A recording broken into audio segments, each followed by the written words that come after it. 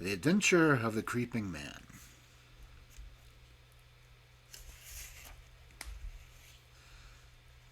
Mr. Sherlock Holmes was always of opinion that I should publish the singular facts connected with Professor Presbyterian, if only to dispel once and for all the ugly rumors which some 20 years ago agitated the university, and were echoed in the learned societies of London. There were, however, certain obstacles in the way, and the true history of this curious case remained entombed in the tin box which contains so many records of my friend's adventures. Now we have at last obtained permission to ventilate the facts which formed one of the last cases handled by Holmes before his retirement from practice. Even now, a certain reticence and discretion have to be observed in the laying of the matter before the public. It was Sunday evening, early in September of the year 1903, that I received one of Holmes's laconic messages. "Come at once if convenient, if inconvenient, come all the same. Signed, Sherlock Holmes." The relations between us in those latter days were peculiar. He was a man of habits, narrow and concentrated habits, and I had become one of them. As an institution, I was like the violin, the shag tobacco, the old black pipe, the index books, and other, perhaps, less excusable. When it was a case of active work and a comrade was needed upon whose nerve he could place some reliance, my role was obvious. But apart from this, I had uses. I was a whetstone for his mind. I stimulated him. He liked to think aloud in my presence. His remarks could hardly be said to be made to me. Many of them would have been as appropriately addressed to his bedside. But nonetheless, having formed the habit, it became in some way helpful that I should register and interject. If I irritated him by a certain methodical slowness of my mentality, that irritation served only to make his own flame-like intuitions and impressions flash up more vividly and swiftly. Such was my humble role in our alliance. When I arrived at Baker Street, I found him huddled up in his armchair with updrawn knees, his pipe in his mouth, and his brow furrowed with thought. It was clear that he was in the throes of some vexatious problem. With a wave of his hand he indicated my old armchair, but otherwise for half an hour he gave no sign that he was aware of my presence. Then, with a start, he seemed to come out of his reverie, and, with his usual whimsical smile, he greeted me back to what had once been my home. "You'll excuse a certain abstraction of mind, my dear Watson," he said. "Some curious facts have been submitted to me within the last 24 hours, and they in turn have given rise to some speculations of a far greater general character. I have serious thoughts of writing a small monograph upon the uses of dogs in the work of the detective." "But surely, Holmes, this has been explored," said I. "Bloodhounds, sleuthhounds." No, Watson. That is the side of the matter is, of course, obvious. But there is another which is far more subtle. You may recollect that in the case which you, in your sensational way, coupled with the copper beeches, I was able, by watching the mind of the child, to form a deduction as to the criminal habits of the very smug and respectable father. "I remember it well." My line of thoughts about dogs is analogous. A dog reflects the family life.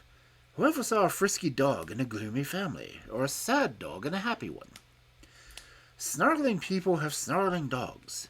Dangerous people have dangerous ones. And their passing moods may reflect the passing moods of others. I shook my head. "Surely, Holmes, this is a little far-fetched," said I. He had refilled his pipe and resumed his seat, taking no notice of my comment. "The practical application of what I have said is very close to the problem which I am investigating. It is a tangled skein, you understand, and I am looking for loose ends.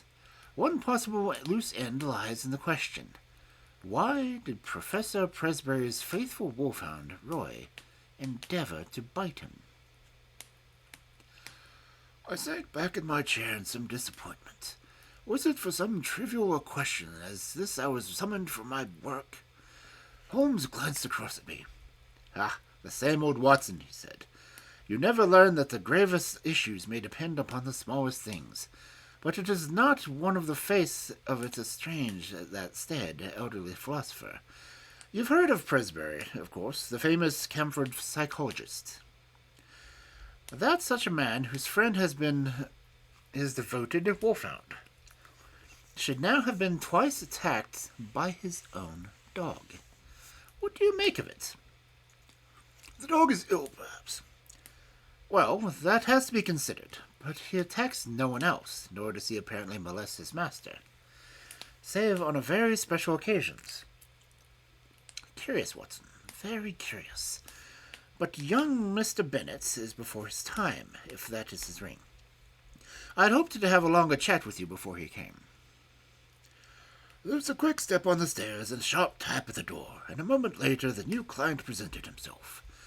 He was a tall, handsome youth about 30, well-dressed and elegant, but with something in his bearing which suggested the shyness of a student rather than of the self-possession of the man of the world.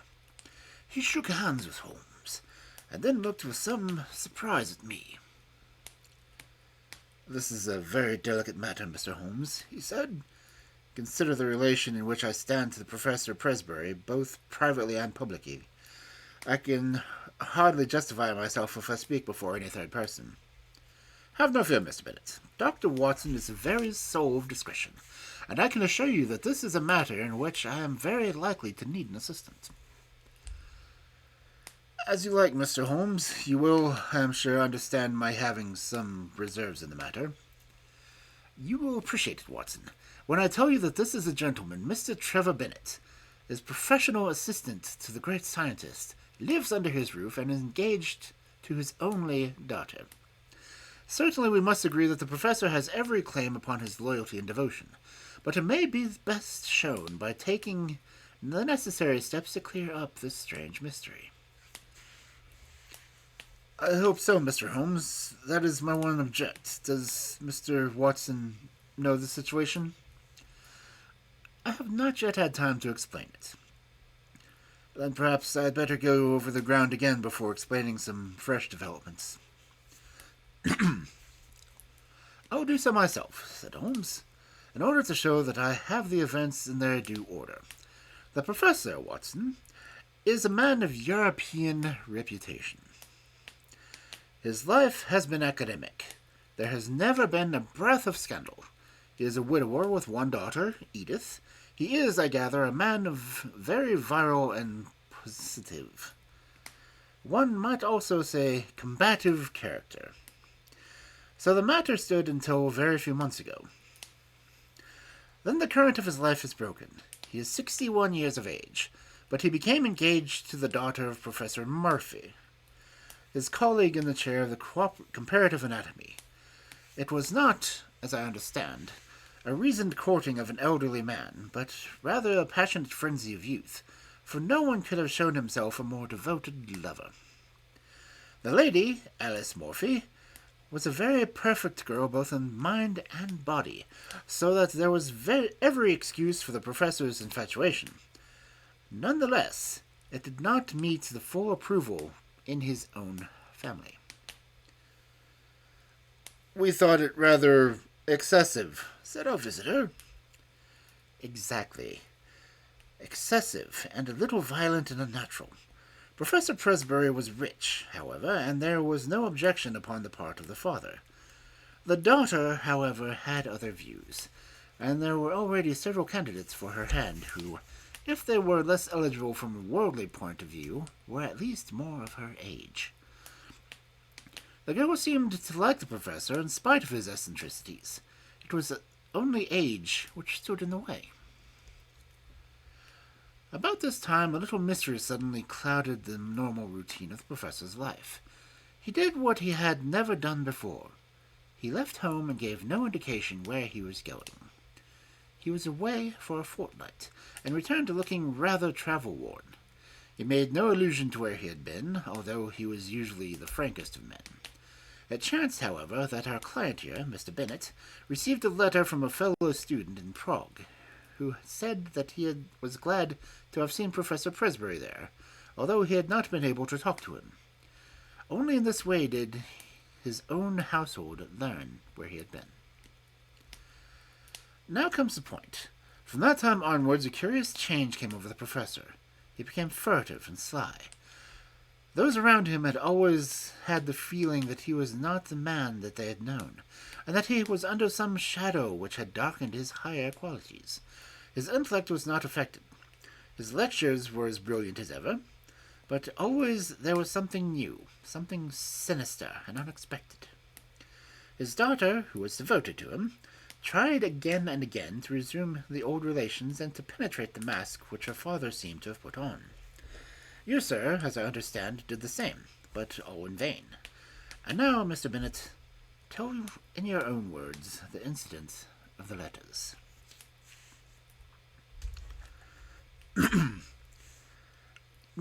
Must understand, Dr. Watson, that the professor had no secrets from me. If I were his son or his younger brother, could not have been more completely enjoyed in his confidence. As a secretary, I handled every paper which came to him, and I opened and subdivided his letters. Shortly after his return, all this changed. He told me that certain letters might come to him from London, which would be marked by a cross under the stamp. These were to be set aside for his eyes only. I may say that several of these did pass through my hands, that they had an EC mark, and were in the illiterate handwriting. If he answered them and all of the letters did not pass through my hands, nor the letter basket in which our correspondence was collected. And the box, said Holmes. Yes, the box. The professor brought back a little wooden box from his travels. It was the one thing which existed at Continental Tour, for it was one of those quaint carved things one associates with Germany. This he placed in his instrument cupboard. One day, in looking for cannula, I took up the box. To my surprise, he was very angry and reproved me in words which were quite savage just for my curiosity. It was the first time such a thing had happened, and I was deeply hurt. I endeavored to explain that it was a mere accident and that I had touched the box, but all the evening I was conscious that he was looking at me harshly and that the incident was rankling in his mind. Mr. Bennet drew out a little diary book from his pocket. That was on July 2nd, he said. You are certainly an admirable witness, said Holmes. I may need some of these dates which you have noted. I learned, among other things, from my great teacher. From that time that I observed abnormality in his behavior, I felt that it was my duty to study his case. Thus I have it here, and that is on that very day, July 2nd, that Roy attacked the professor as he came from his study into the hall. Again on July 11th, there was a scene of the same sort, and then I have a note of yet another upon July 20th. After that, we had to banish Roy to the stables. He was a dear, affectionate animal, but I fear I weary you. Mr. Bennet spoke in the tone of reproach, for it was very clear that Holmes was not listening. His face was rigid, and his eyes glazed abstractedly to the ceiling. With an effort, he recovered himself. Singular, most singular, he murmured. These details were new to me, Mr. Bennet. I think we now have fairly gone over the old ground, have we not? But you spoke of some fresh developments. The pleasant open face of our visitor clouded over, shadowed by some grim remembrance. What I speak of occurred the night before last, said he. I was lying awake about 2 a.m. when I was aware of the dull, muffled sound coming from the passage. I opened my door and peeped out. I should explain that the professor sleeps at the end of the passage. That date being, asked Holmes. Our visitor was clearly annoyed at so irrelevant an interruption. I have said, sir, that it was the night before last, that is, September 4th. Holmes nodded and smiled. Pray continue, he said. He sleeps at the end of the passage, and would have had to pass my door in order to reach the staircase. It was really terrifying experience, Mr. Holmes. I think that I am strong-nerved as my neighbors, but I was shaken by what I saw. The passage was dark, save for one window halfway along that threw a patch of light. I could see that something was coming along the passage, something dark and crouching. Then suddenly it emerged into the light, and I saw that it was he. He was crawling, Mr. Holmes, crawling. He was not quite on his hands and knees. I should say rather on his hands and feet, with his face sunk between his hands. Yet he seemed to move with ease. I was so paralyzed by the fact that it was not until he had reached my door that I was able to step forward and ask if I could assist him. His answer was extraordinary. He sprang up, spat out some atrocious word at me, and hurried on past me and down the staircase. I waited about an hour, but he did not come back. It must have been daylight before he regained his room.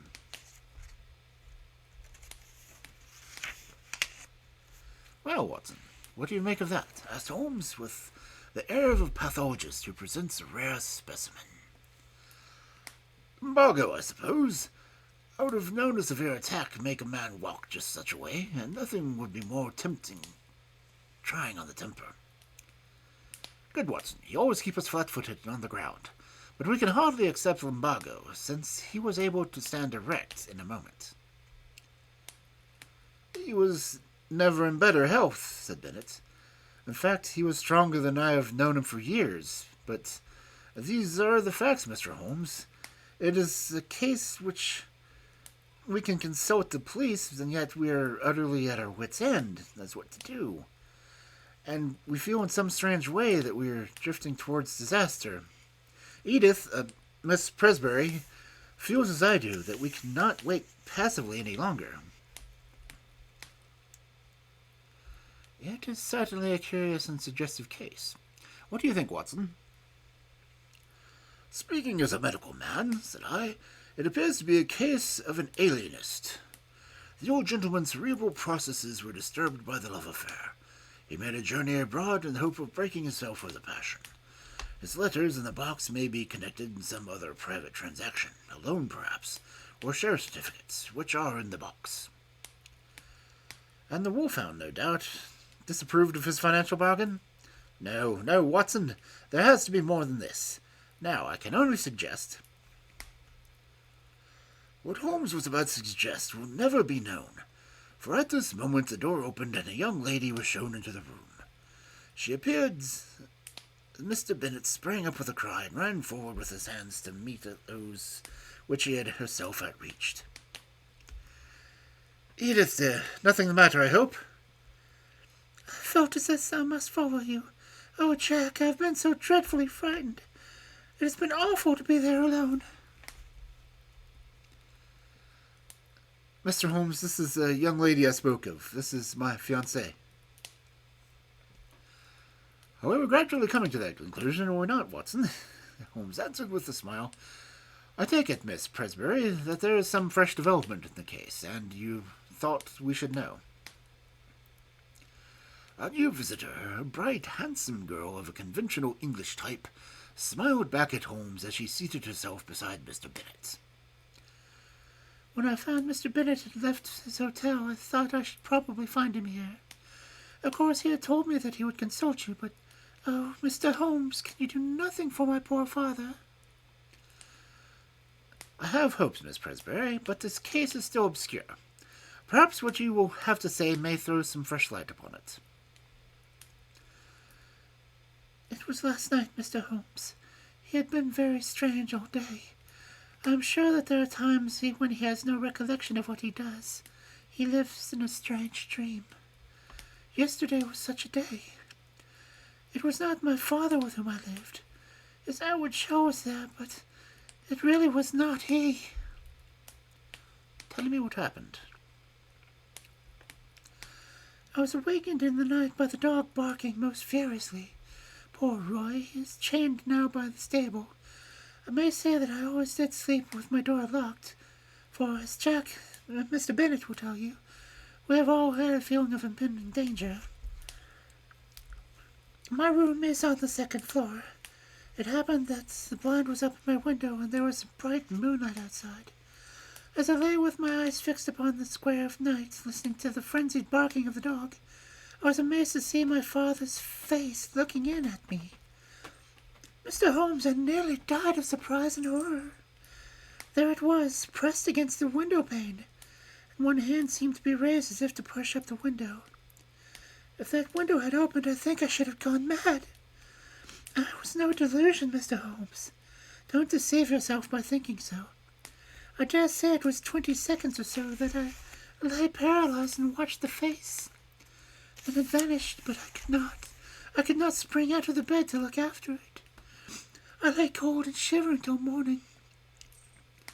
At breakfast he was sharp and fierce in manner, and made no allusion to the adventure of the night. Neither did I, but I gave an excuse for coming to town, and here I am. Holmes looked thoroughly surprised at Miss Presbury's narrative. My dear young lady, you say that your room is on the 2nd floor. Is there a long ladder in the garden? No, Mr. Holmes, that is the amazing part of it. There's no possible way of reaching the window, and yet here I was. And the date being September 5th, said Holmes. That certainly complicates matters. It was the young lady's turn to look surprised. This is my 2nd time that you have alluded to the date, Mr. Holmes, said Bennet. Is it possible that it may have any bearing on the case?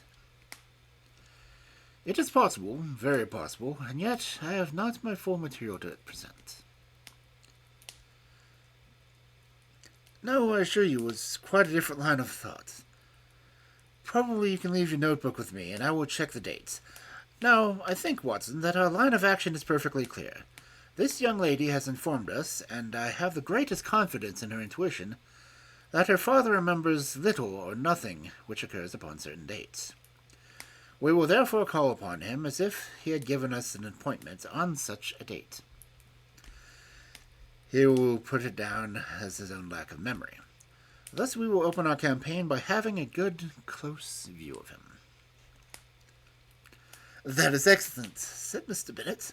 I warn you, however, that the professor is irascible and violent at times. Holmes smiled.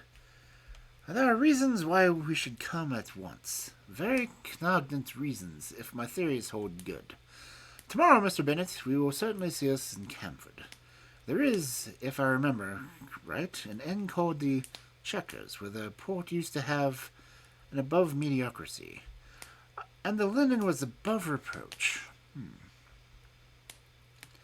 I think, Watson, that our lot for the next few days might lie in the less pleasant places.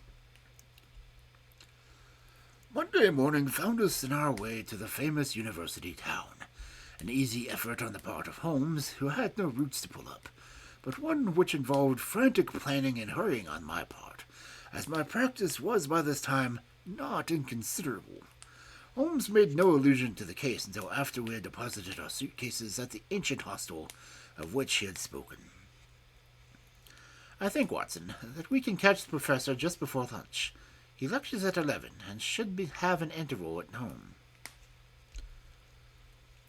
What possible excuse could we have for calling? Holmes glanced at his notebook.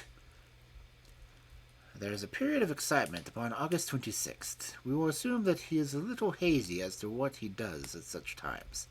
If we insist that we are there by appointment, he will hardly venture to contradict us. Have you the effrontery necessary to put it through? We can but try. Excellent, Watson. Compound of the busy bee and excelsior. We can but try. The motto of the firm. A friendly native will surely guide us. Such a one as the back of a smart hansom swept us past the row of ancient colleges, and finally turning towards a tree-lined drive, pulling up at the door of a charming house, girt round with lawns and covered with purple wisteria. Professor Presbury was certainly surrounded with every sign, not only of comfort, but of luxury.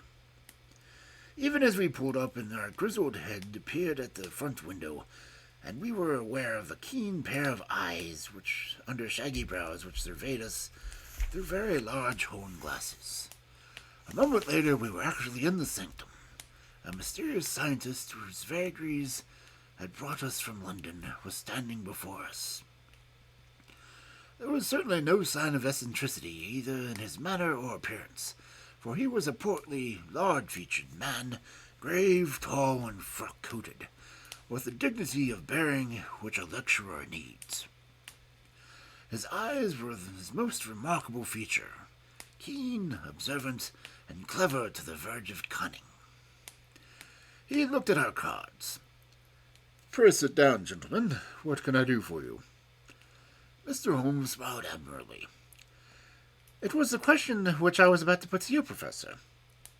"Put to me?" "Possibly there is some mistake. I hear through the second person that Professor Presbury of Camford had need of my services." "Oh, indeed. It seemed to me that there was a malicious sparkle in the intense grey eyes. You heard that, did you? May I ask the name of your informant?" "I'm sorry, Professor, but the matter was rather confidential. If I have made a mistake, there is no harm done. I can only express my regrets." "Not at all. I wish you go further into the matter. It interests me. Have you any scrap of writing, any letter or telegram to bear out your assertion?" "No, unfortunately I do not." "I presume that you do not go so far as to ascertain that I summoned you?" "I'd rather answer no questions," said Holmes.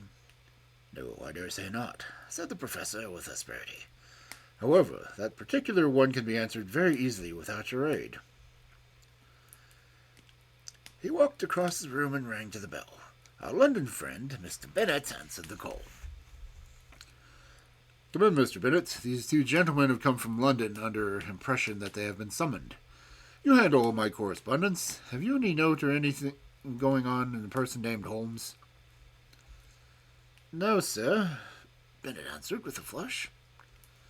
"Oh, that is conclusive," said the professor, glaring angrily at my companion. "Now, sir," he leaned forward and with his two hands upon the table, "it seems to me that your position is a very questionable one."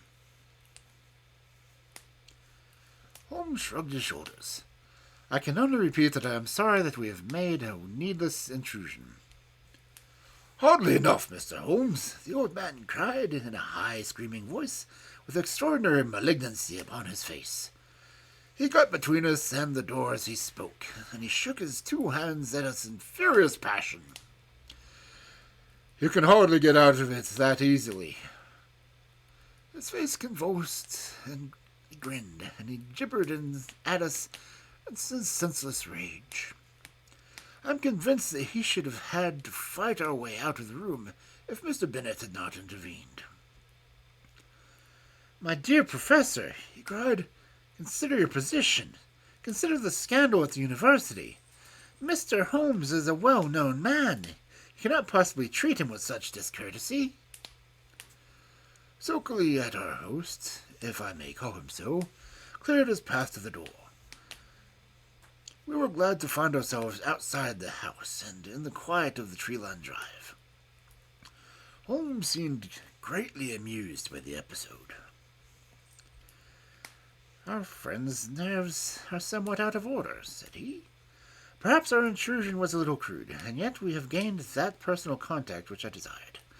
But, dear me, Watson, he is surely at our heels. The villain still pursues us." There were sounds of running feet behind us, but it was, to my relief, not the formidable professor, but his assistant, who appeared round the curve of the drive. He came panting up to us. "I'm so sorry, Mr. Holmes. I wish to apologize." "My dear sir, there is no need. It is all in the way of the professor's professional experience. I've seen him in a more dangerous mood, but he grows more sinister. You can understand now why his daughter and I are alarmed, and yet his mind is perfectly clear." "Too clear," said Holmes. "That was my miscalculation. It is evident that his memory is much more reliable than I thought. By the way, can we, before we go, see the window of Miss Presbury's room?" Mr. Bennet pushed his way through some of the shrubs, and we had a view of the side of the house. It's there, the second on the left. Dear me, it hardly seems accessible, and yet you will observe that there is a creeper tree below and a water pipe above, which will give some foothold. I cannot climb it myself, said Mr. Bennet. Very likely. It would certainly be a dangerous exploit for a normal man. There was one other thing I wish to tell you, Mr. Holmes. I have the address in London of a man to whom the professor writes. He seems to have written this morning, and I got it from his blotting paper. It is an ignoble position for a trusted secretary, but what else can I do? Holmes glanced at the paper and put it in his pocket. Doric. Curious names. Slavonic, I imagine. Well, it is an important link in the chain. We return to London this afternoon, Mr. Bennet. I see no good purpose to have served by our remaining. We cannot arrest the professor because he has done no crime, nor can we place him under constraint, for he cannot be proved to be mad. No action is yet possible. What on earth are we to do? A little patience, Mr. Bennet. Things will soon develop. Unless I am mistaken, next Tuesday may mark a crisis. Certainly, we shall be in Camford on that day. Meanwhile, the general position is undeniably unpleasant, and if Miss Pesbury can prolong her visit, well, that is easy. Then let us stay till we can assure her that all danger is past. Meanwhile, let him have his way and do not cross him. So long as he is in good humor, all is well. There he is, said Bennet in a startled whisper, looking between the branches, and he saw a tall, erect figure emerge from the door-hall and look around him. He stood leaning forward, his hands swinging straight before him, his head turning from side to side. The secretary, with his last wave, slipped off among the trees, and we saw him presently join his employer, the two entering the house together in what seemed to be an animated and even excited conversation. I expect the old gentleman has been putting two and two together, said Holmes, as we walked hotelwards. He struck me as having a particularly clear and logical brain, from the little I saw of him. Explosive, no doubt, but then from his point of view he was something to explode if two detectives were put on his track, and he suspects his own household of doing it. I rather fancy that friend Bennet is in it for an uncomfortable time. Holmes stopped at the post office and sent a telegram on our way. The answer reached us in this evening, and he tossed it across to me. Have visited the Commercial Road and seen Doric. Suave person, bohemian, elderly. Keeps large general store. Mercer. Mercer since your time, said Holmes. He is my general utility man who looks up routine business. It is important to know something about a man with whom our professor was to secretly correspond. His nationality connects up with the Prague visit. Thank goodness that something connects to something, I said. At present we seem to be faced by a long series of inexplicable incidents with no bearing upon each other. For example, what possible connection can there be between an angry wolfhound and a visit in Bohemia, or either of them a man crawling down the passage at night? As to your dates, that is the biggest mystification at all. Not to me.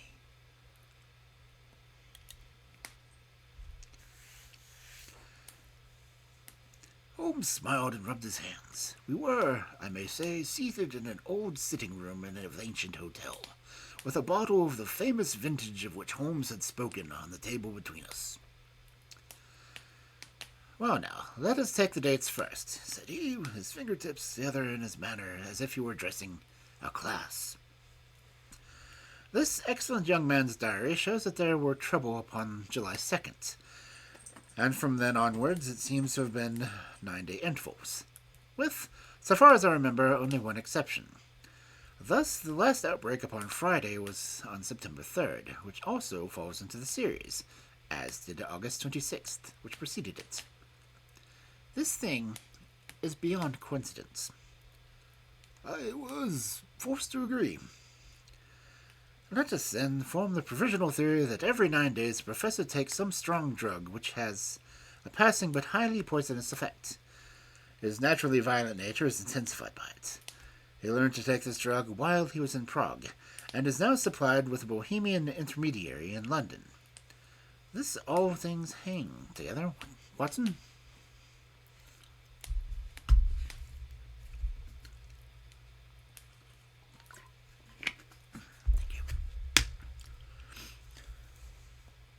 But the dog, and the face in the window, the creeping man in the passage.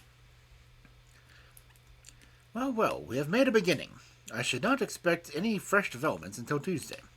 And meanwhile, we can only keep in touch with our friend Bennett and enjoy the amenities of this charming town.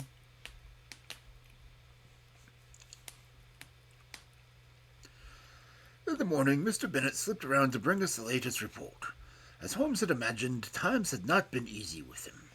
Without exactly accusing him of being responsible for our presence, the professor had been very rough and rude in his speech, and evidently felt strong evidence. This morning he was quite himself again, however, and had delivered his usual brilliant lecture to the class. Apart from his queer fits, said Bennett, he was actually more energy and vitality than I can ever remember, nor was his brain ever clear. But it's not he. It's never the man whom we have known.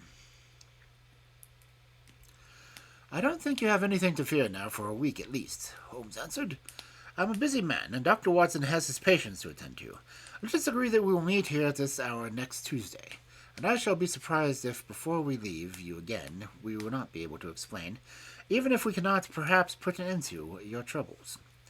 Meanwhile, keep us posted in what occurs.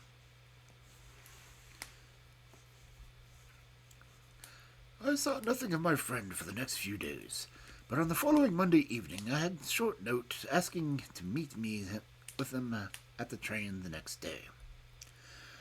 From what he told me as we travelled up to Camford, all was well. The peace of the professor's house had been unruffled, and his own conduct perfectly normal.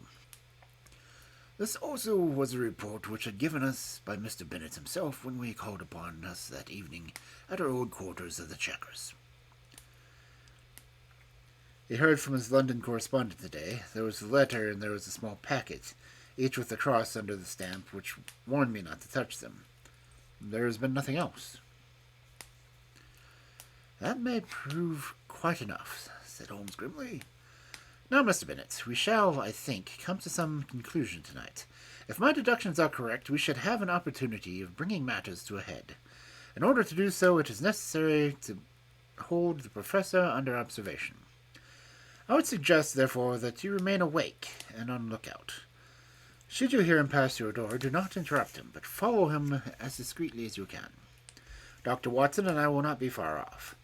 By the way, where is the key of the little box of which you spoke of? Upon his watch chain. I fancy our researches must lie in that direction. At the worst, the lock should not be very formidable. Have you any other able-bodied men on the premises? There's the coachman, MacPhail. Where does he sleep? Over the stables. We might possibly want him. Well, we can do no more until we see how things develop. Goodbye, but I expect that we shall see you before morning. It was nearly midnight before we took our station among some bushes immediately opposite the hall door of the professor. It was a fine night, but chilly, and we were glad for our warm overcoats. There was a breeze, and clouds were scuttling across the sky, obscuring from time to time the half-moon. It would have been a dismal vigil were it not for the expectation and excitement which carried us along, and the assurance of my comrade that we had probably reached the end of a strange sequence of events which had engaged our attention. If the cycle of 9 days holds good, then we shall have the professor at his worst tonight, said Holmes. The fact that these strange symptoms began after his visit to Prague, that he is in secret correspondence with a Bohemian dealer in London, who presumably represents someone in Prague, and that he received a packet from him this very day, all point in one direction. What he takes and why he takes it are still beyond our ken, but that emanates in some form. Prague is clear enough. He takes it under definite directions which regulate his ninth-day system. which is the first point which attracted my attention. But his symptoms are most remarkable. Did you observe his knuckles? I had to confess that I had not. Thick and horny, in a way which is quite new to my experience. Always look at the hands first, Watson, then cuffs, then trouser knees, then boots. Very curious knuckles, which can be only explained by a mode of progression observed by... Holmes paused, and then suddenly clapped his hand to his forehead. Oh, Watson, what a fool have I been! It seems incredible, and yet it is to be true. All points in one direction. How could I miss seeing the connection of ideas? Those knuckles, how could it have been past those knuckles? And the dog, and the ivy. It's surely time I disappeared into that little farm of my dreams. Look now, Watson, here he is. We shall have the chance of seeing for ourselves. The hall door had opened slowly, and against the lamplit background we saw the tall figure of Professor Presbury. He was clad in his dressing gown. He stood outlined in the doorway, as erect but leaning forward with dangling arms, when we saw him at last. Now he stepped forward onto the drive, and an extraordinary change came over him. He sank down into a crouching position and moved along his hands and feet, skipping every now and then as if he were overflowing with energy and vitality. He moved along the face of the house and then around to the corner. As he disappeared, Bennett slipped through the hall door and softly followed us. "Come, Watson, come," cried Holmes, as we stole softly as we could through the bushes until we at last gained a spot whence we could see the other side of the house, which was bathed in the light of the half-moon. The professor was clearly crouching at the door on the floor covered with ivy wall. As we watched him, he suddenly began the incredible agility and ascended it. From branch to branch he sprang, sure of foot and firm of grasp, climbing apparently in mere joy of his own powers, with no definite object in view. With his dressing gown flapping on each side of him, he looked like some huge bat glued against the side of his own house, a great square dark patch upon the moonlit wall. Presently he tired of his amusement, and dropped from branch to branch. He squatted down in the old attitude and moved towards the stables, creeping along slowly in the same strange way as he did before. The wolfhound was out now, barking furiously, and more excited than ever when it actually caught sight of its master. It was straining on its chains and quivering with eagerness and rage. The professor squatted down just deliberately out of reach of the hound, and began to provoke it in every possible way. He took handfuls of pebbles from the drive and threw them at the dog's face, prodded him with the stick which he had picked up, flicked his hands about a few inches from the gaping mouth, and endeavored in every way to increase the animal's fury, which was already beyond all control. In all our adventures, I do not know that I have ever seen a more strange sight than this impassive and still dignified figure crouching frog-like upon the ground and goading to a wilder exhibition of passion the maddened hound, which raged and ramped in front of him by all manner of ingenious and calculated cruelty. And then it happened in a moment. It was not the chain that broke, but it was the collar that slipped, for it had been made of a thick net Newfoundland. We heard a little rattle of falling metal, and in an instant the dog and man were rolling on the ground together, one roaring in rage and the other screaming in a strange shrill falsetto of terror. It was a very narrow thing for the professor's life. The savage creature had laid him fairly by the throat, its fangs had bitten deep, and he was senseless before he could reach the dog and drag the two apart.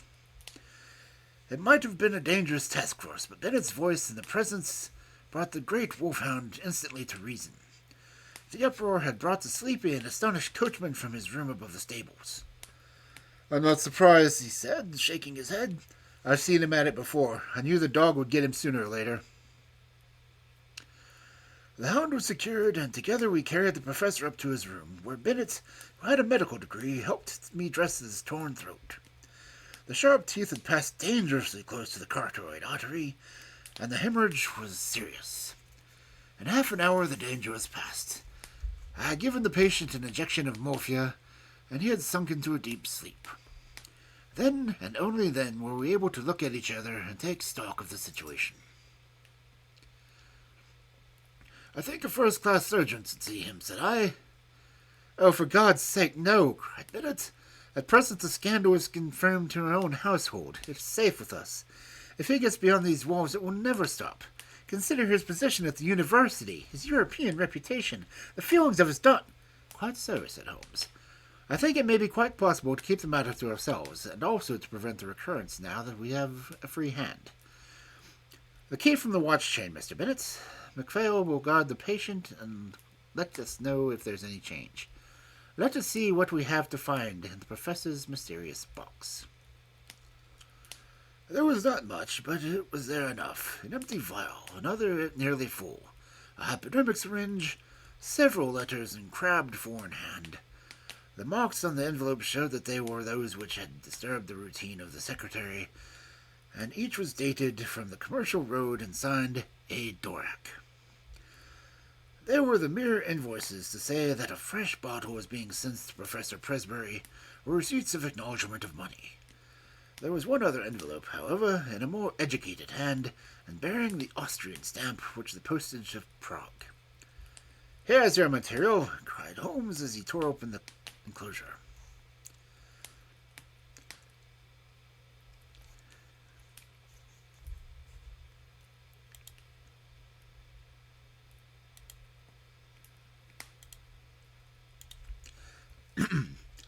"Honored colleague," it ran, "since your esteemed visits I have thought much of your case, and though in your circumstances there are some special reasons for the treatment, I would none the less enjoin in caution, as my results have shown that it is not without danger of a kind. It is possible that the serum of anthropoid would have been better. I have, as I explained to you, used black-faced langur because the specimen was accessible. Angrier is, of course, a crawler and a climber, while anthropoid walks erect, and is in all ways nearer. I beg you to take every possible precaution that there is no premature revelation of this process. I have one other client in England, and Orvac is my agent for both. Weekly reports will oblige. Yours, with high esteem, H. Lowenstein." Lowenstein. That name brought back to me a memory of the snippets of some newspaper which spoke of an obscure scientist who was striving in some unknown way for a secret of rejuvenations and the elixir of life. Lowenstein of Prague. Lowenstein with his wondrous strength-giving serum, tabooed by the profession because he refused to reveal its source. In a few words I said what I remembered. Bennett had taken the manual of zoology from the shelves. "Langur," he said, read, "the great black-faced monkey of the Himalayan slopes, biggest and most human of climbing monkeys." Many details were added. "Well, thank you, Mr. Holmes. It is very clear that we have traced the evil to its source." "The real source," said Holmes, "lies, of course, in that the untimely affair which gave our impetuous professor the idea that he could gain his wish of turning himself into a younger man. When one tries to rise above nature, one is liable to fall below it. The highest type of man may revert to the animal if he leaves the straight road of destiny."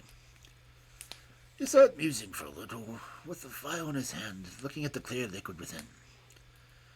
"When I have written to this man and told him that I could hold him criminally responsible for the poisons which he circulates, we will have no more trouble.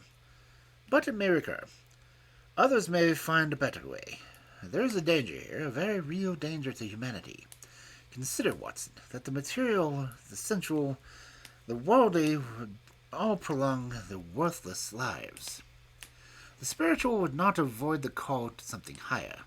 It would be the survival of the least fit. What sort of cesspool may not our poor world become?" Suddenly the dreamer disappeared, and Holmes, the man of action, sprang from his chair. "I think there is nothing more to be said, Mr. Bennet. The various incidents will now fit themselves easily into the general scheme. The dog, of course, was aware of the change far more quickly than you. His smell would ensure that. It was the monkey, not the professor, whom Roy attacked, just as it is the monkey who teased Roy. Climbing was a joy to the creature, and it is a mere chance, I take it, that the pastime brought him to the young lady's window. There's an early train to town, Watson, but I think we shall have just enough time for a cup of tea at the Checkers before we catch it.